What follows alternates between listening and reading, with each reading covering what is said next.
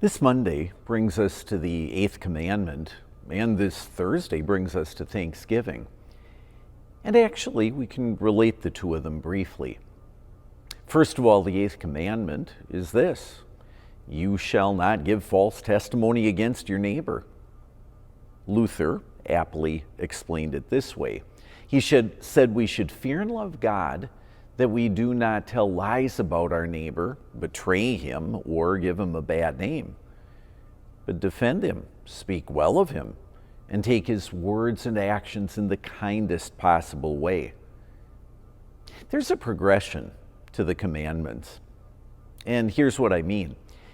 Maybe we serious Christians can make a certain amount of serious progress for the first commandment against idolatry, and for the third commandment, listening to his word. Maybe we serious Christians can more and more help other people in favor of the fifth commandment and avoid lust more and more, according to the sixth. But then we get to the eighth commandment, and it is difficult. Here we are. God urges us to judge all things according to his word, and yet we must not take a judgmental attitude toward our neighbor. Furthermore, here we are in society, a society that erases good and evil, and God says we need to nudge other people toward what is good and persuade them against what is evil. None of us can say we've done that well. In fact, the best we can say about ourselves is that we deserve God's everlasting punishment.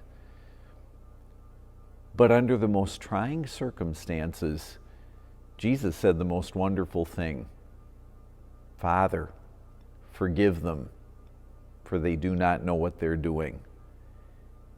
Thus, he kept the eighth commandment for us. And at the very moment he was being driven to the cross, dying to take away our transgressions. And that brings us to Thanksgiving.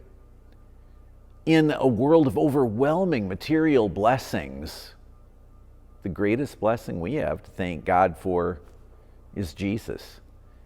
So I guess that means we'll see you in church this Wednesday night at 7 o'clock or this Thursday morning at 9 to thank God for Jesus. Have a terrific Thanksgiving week.